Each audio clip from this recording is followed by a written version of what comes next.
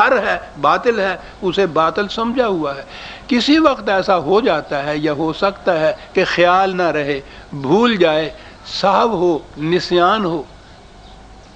لا تؤاخذنا ان نسینا او اخطانا، یہ ہے وہ بات۔ ارادتاً وہ نہیں یہ کرتا، جان کے نہیں کرتا، ہو سکتا ہے۔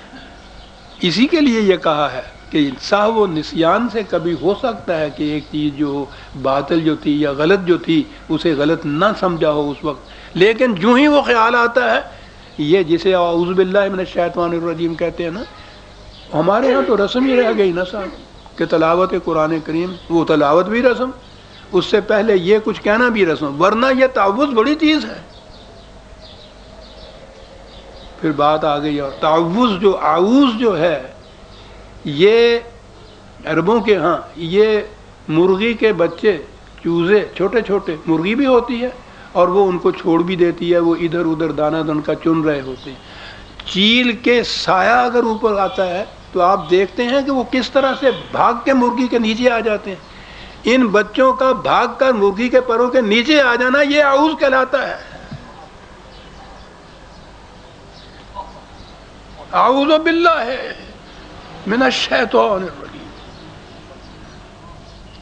اس چیل کے خطرے سے میں خدا کے قوانین کے پروں کے نیچے پناہ لیتا ہوں۔ بھول کے بھی اگر کوئی بات ایسی ہو جاتی ہے تو آپ کو معلوم ہے پھر یہ اعوذ جو ہے پھر چلتا چلتا کہاں آ گیا؟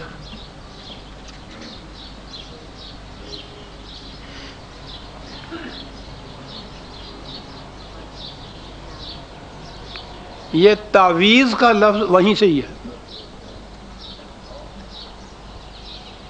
اب آپ نے جو پناہ ڈھونڈی خطرات سے، تو حضرت صاحب کے اس ایک تعویذ کو گلے میں لٹکا کے چلیے معاملہ ختم ہو، نہ خدا کے قانون، نہ وہ تعوذ، نہ اعوذ باللہ، نہ شیطان سے، وہ تعویذ کا لفظ ہی اعوذ سے ہے۔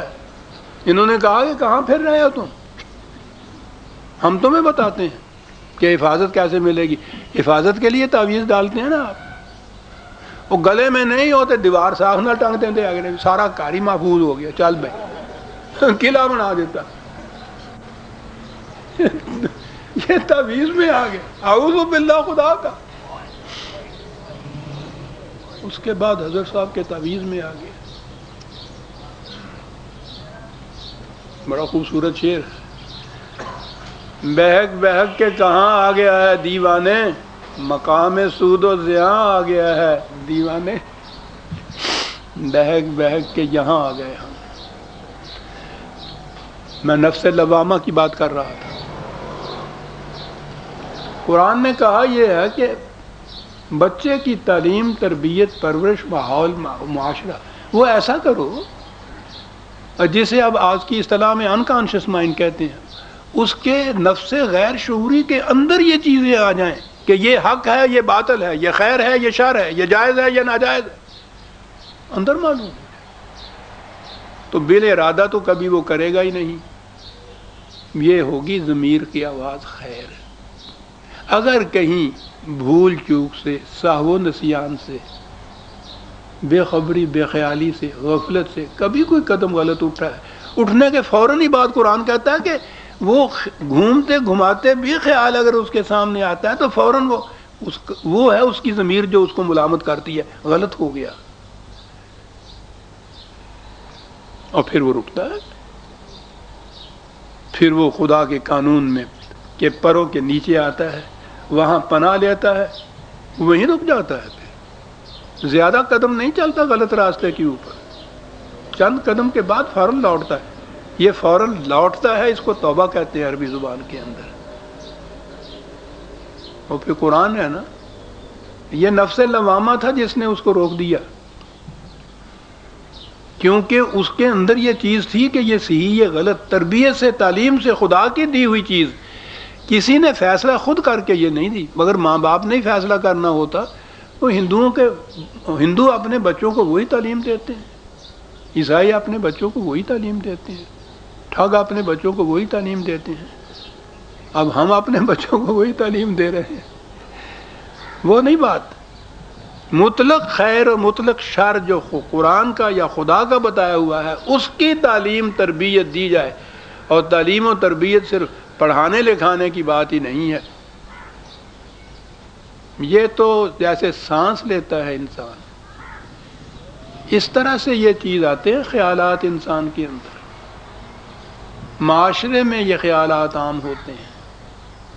جب یہ ہو جائے کہ صاحب کیا کیا جائے، اب رشوت بغیر کام ہی نہیں چلتا. ہر گھر میں یہ آواز آ رہے گی، بچہ سنے گا، بیوی کہے گی اس کو کہ کیا آپ نے یہ جھوٹ بولا، فریب چلا. وہ کہا کہ ہو ہی یہ رہا ہے، اس کے بغیر بھوکے مرنا ہے. بچہ سن رہا ہے، اس کا ضمیر مرتب ہو رہا ہے. بنا رہے ہیں آپ اس کے ضمیر کو. پھر جب وہ بڑا ہوتا ہے تو پھر اس سے آپ توقع یہ کرتے ہیں کہ یہ غلط کو غلط کہے. کیسے کہے؟ جسے تم نے صحیح کہا تھا وہ اسے صحیح کہہ رہا ہے. تم نے ہر قسم کے فریب کو، ہر قسم کی ایکسپلائٹیشن کو، ہر قسم کی محنت کشی کو یہ جائز قرار دیا تھا، وہ اسے جائز سمجھ رہا ہے. اب اس کا ضمیر تو ملامت نہیں کرے گا. عزیزان ایمان، یہ نفس لوامہ کی بات پہ میرا خیال ہے آپ نے سمجھ لی. یہ بڑی اہم چیز ہے کیونکہ ہمارے ہاں یہ ایک غلط چیز ہے کہ ضمیر کی آواز انسان کو صحیح بات بتاتی ہے. نہیں، ضمیر کے اندر فی الواقع ایسی چیز نہیں ہے. وہ ضمیر بنائی جاتی ہے. معاشرہ ضمیر بناتا ہے، تعلیم بناتی ہے، تربیت بناتی ہے، ماں باپ بناتے ہیں. وعظ و نصیحت سے کم بنتی ہے. یہ جو اعمال اور کام ہوتے ہیں ان سے یہ بنتی ہے ضمیر. اب یہ آپ نے دیکھیا کہ نفس لوامہ کی اہمیت کتنی ہے. جہاں ضمیر کا غلط تصور وہ انسان کو کبھی برائی سے روک نہیں سکتا. وہ تو امارہ ہی بن جاتی ہے، جو لوامہ جسے ہم کہتے ہیں. وہ تو وہاں اگر وہ ضمیر مرتب کی ہوئی ہو ان بنیادوں کے اوپر جو خدا نے دی ہیں، تو وہ پھر ضمیر ایسے وقت میں جو سہو و نسیان سے قدم غلط اٹھتا ہے اس میں وہ روک دیتی ہے. بالارادہ تو مومن قدم اٹھاتا ہی نہیں غلط، سہو و نسیان سے ہی اٹھتا ہے اس کا. اور وہاں وہ نفس لوامہ جو ہے وہ روک دیتی ہے کہ غلط قدم اٹھ گیا، اور وہ رکتا ہے. پھر واپس لوٹتا ہے، پھر اس چوراہے پہ پہنچتا ہے جہاں سے اس نے غلط قدم اٹھایا تھا، غلط راستہ اختیار کیا تھا. یہ توبہ ہے. میں نے کہا کرتا ہوں نا کہ یہ ابھی تک منفی ہے، یہ نیگیٹو ہے. جو غلطی کی تھی صرف اس کا ازالہ ہوا ہے، صحیح راستہ ابھی نہیں آیا. اس کے بعد اس چوراہے سے جب وہ اس راستے پہ قدم رکھے گا جو اس کی منزل کی طرف جاتا ہے، یہ عمل صالح ہوگا. اسی لیے قرآن میں توبہ اور عمل صالح دونوں اکٹھے آئے ہیں. ضمیر نے یہ کیا کہ یہاں تک وہ لیا ہے. اب اس کی تعلیم قرآن کے حقائق اس کے سامنے ہیں، وہ بتاتے ہیں کہ صراط مستقیم کیا ہے. اس طرف جب گامزن ہو گیا یہ، تو اب صحیح راستے پر چل پڑا.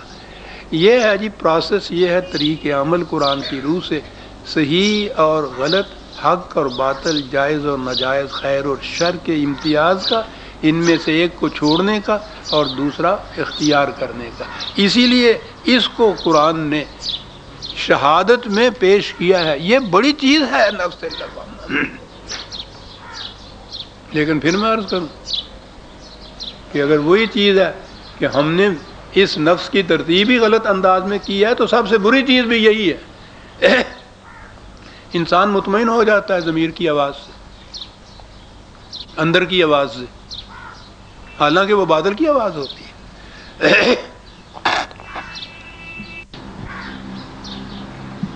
اَيَحْسَبُ الْإِنسَانُ أَن لَّن نَّجْمَعَ عِظَامَهُ. یہ بات وہ تو جو انکار ان کا تھا وہ پیچھے سے چلا آ رہا ہے. میں عرض کیے چلا آ رہا ہوں نا کہ بنیاد دین کی قانون مکافات عمل پر ہے. انسان کا ہر کام، حتیٰ کہ ہر ارادہ، ہر خواہش، ہر